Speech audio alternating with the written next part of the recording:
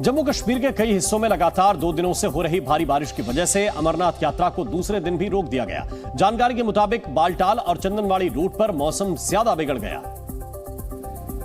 जिसकी वजह से दोनों ही रूट पर अमरनाथ यात्रा को रोक दिया गया। बताया गया कि लगातार हो रही बारिश और खराब मौसम की वजह से प्रशासन ने यह फैसला यात्रियों की सुरक्षा को ध्यान में रखते हुए लिया, क्योंकि बारिश की वजह से पहाड़ों से गिरने वाला मलबा यात्रियों के लिए जानलेवा साबित हो सकता है।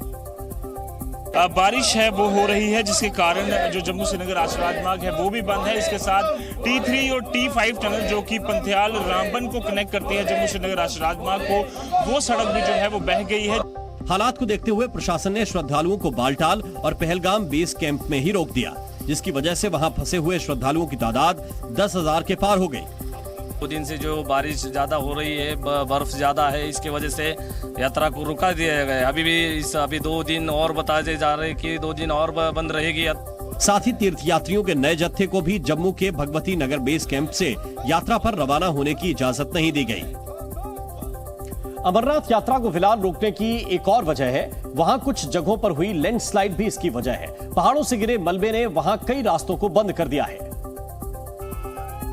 जिसका सीधा असर लोगों की आवाजाही पर पड़ा। इस बीच रामबन में नेशनल हाईवे 44 का एक वीडियो सामने आया, जिसमें दिखा कि 2 किनारों को जोड़ने के लिए बनी एक सड़क के नीचे की जमीन का हिस्सा देखते ही देखते भर-भरा कर गिर गया।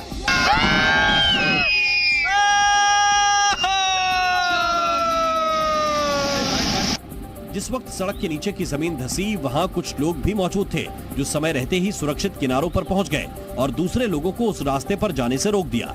इसके कुछ ही पलों के बाद सड़क का हिस्सा भर-भरा कर गिर गया। सड़क का हिस्सा गिरने की वजह से रास्ता पूरी तरह से बंद हो गया, जिससे दोनों किनारों पर लोग फंस गए।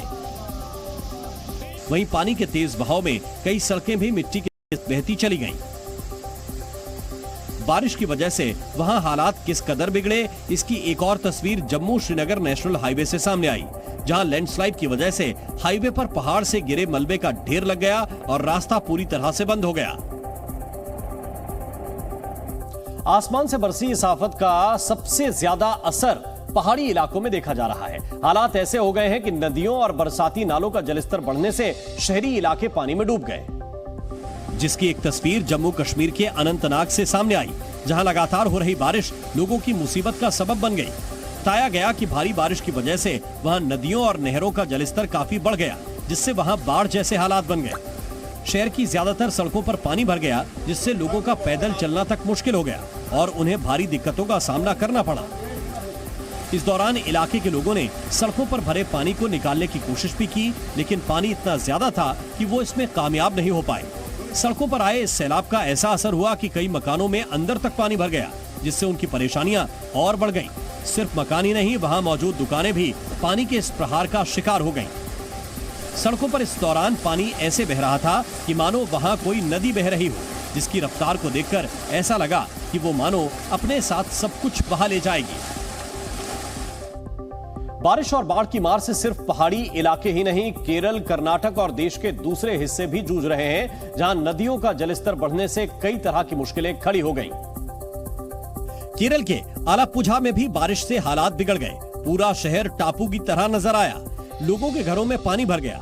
सड़कों पर पानी ऐसे बह रहा था कि मानो वहां कोई नदी बह रही हो, जिसकी वजह से लोगों की आवाजाही पर भी पूरी तरह से ब्रेक लग गया। वहीं जो लोग निकले भी, वो भी कमर तक भरे पानी में डूबकर चलने को मजबूर दिखे। सड़कें, मकान, दुकान सब पानी में डूबे दिखे। वहीं राहत शिविरों में रह रहे लोग भी काफी परेशान नजर आए।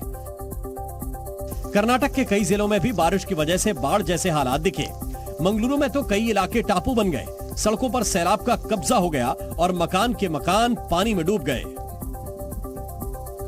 बारिश की वजह से महाराष्ट्र के कोल्हापुर में हादसा हुआ, जहां पेड़ गिरने से कार और एक बाइक उसकी चपेट में आ गए, जिसमें एक शख्स घायल हो गया।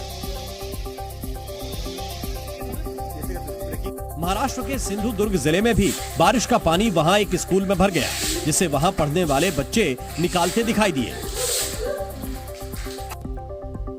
और देश भर के कई राज्यों में बाढ़ बारिश का कहर जारी है। कई शहरों में लगातार हो रही बारिश मुसीबत का सबब बनी हुई है।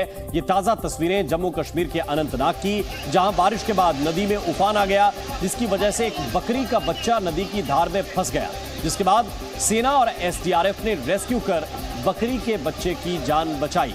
तस्वीर जरा देखिए। इसीलिए सेना के जवानों को, एसडीआरएफ के जवानों को देवदूत कहा जाता है।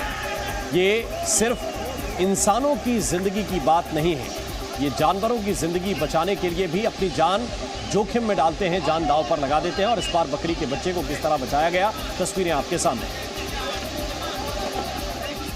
और केंद्र सरकार ने ट्रेन से सफर करने वालों के लिए बड़ी राहत दी है। सरकार के फैसले का असर वंदे भारत एक्सप्रेस सहित सभी ट्रेनों पर पड़ेगा। बताया जा रहा है कि सरकार वंदे भारत एक्सप्रेस ट्रेन तक आम लोगों की पहुंच बनाना चाहती है, लेकिन छोटी दूरी वाली वंदे भारत एक्सप्रेस ट्रेनों की सीटें अभी पूरी तरह से नहीं भर पा रही थी। इसकी वजह जानने के बाद रेलवे बोर्ड ने किराए की समीक्षा शुरू कर दी थी और अब यह ऐलान कर दिया गया है कि वंदे भारत एक्सप्रेस ट्रेनों के किराए में 25% तक की कटौती की जाएगी। यही नहीं, सभी ट्रेनों के एसी चेयर कार और एग्जीक्यूटिव क्लास के किराए में भी 25% तक की कटौती होगी। रेल सेवाओं के ज्यादा से ज्यादा इस्तेमाल के लिए रेल मंत्रालय ने किराए में रियायत का फैसला किया है। रेलवे बोर्ड की तरफ से जारी आदेश में उन सभी ट्रेनों के किराए में कटौती का आदेश जारी किया गया जिनमें बीते 30 दिनों के दौरान 50% से ज्यादा सीटें खाली थी। प्रधानमंत्री नरेंद्र मोदी आज राजस्थान के दौरे पर पहुंचे। यहां पीएम मोदी ने बीकानेर में रोड शो किया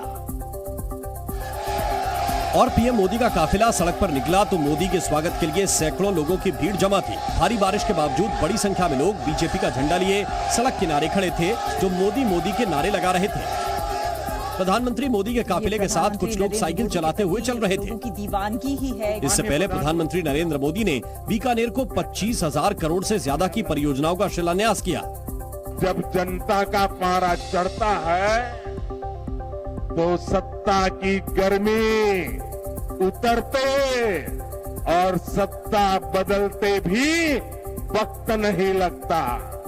पिछले 9 महीने में प्रधानमंत्री नरेंद्र मोदी का ये 7वां राजस्थान दौरा है। क्योंकि राजस्थान में इसी साल विधानसभा चुनाव होने हैं, इसीलिए प्रधानमंत्री के इस दौरे को चुनाव की तैयारियों से जोड़कर देखा जा रहा है। जिन राज्यों में चुनाव होने हैं वहां प्रधानमंत्री नरेंद्र मोदी ने ताबड़तोड़ रैलियां शुरू कर दी हैं। चुनावी रैली को संबोधित करने के लिए प्रधानमंत्री मोदी आज तेलंगाना भी पहुंचे।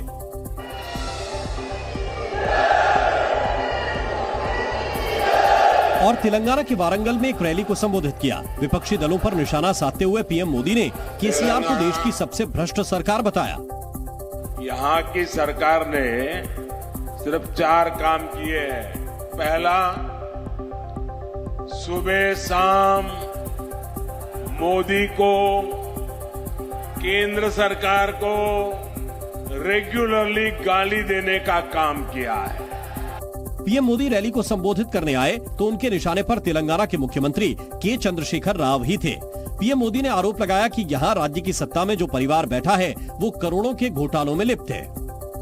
ये पहली बार हुआ है जब 2 राजनीतिक दलों और 2 राज्य सरकारों के बीच भ्रष्टाचार की डील के आरोप लगे हैं। प्रधानमंत्री नरेंद्र मोदी ने कहा कि राज्य की भ्रष्ट सरकार ने तेलंगाना के विकास को चौपट कर दिया है। और परिवारवाद के मुद्दे पर भी पीएम मोदी का आक्रामक रुख देखने को मिला। पीएम मोदी ने देश की पॉलिटिक्स में परिवारवाद को देश के लिए सबसे बड़ा खतरा बताया। और बीआरएस के साथ साथ पीएम मोदी ने कांग्रेस को भी निशाने पर लिया। प्रधानमंत्री मोदी ने कहा कि कांग्रेस का परिवारवाद पूरा देश देख रहा है और बीआरएस का परिवारवाद राज्य देख रहा है, लेकिन अब जनता को इन दोनों से सतर्क रहना है। कांग्रेस हो या बीआरएस, दोनों ही तेलंगाना के लोगों के लिए घातक है। इन दोनों से ही तेलंगाना के लोगों को बचकर रहना है। मोदी ने कहा कि जनता ही भगवान होती है, लेकिन इन्होंने जनता के विश्वास को तार-तार कर दिया है। कितनी सारी उम्मीदें लगाई थी आप लोगों ने, लेकिन हर उम्मीद को तेलंगाना सरकार ने तोड़कर रख दिया। पीएम मोदी ने आरोप लगाया कि तेलंगाना सरकार ने जनता को सिर्फ धोखा दिया है और इसीलिए तेलंगाना विकास में पिछड़ गया है।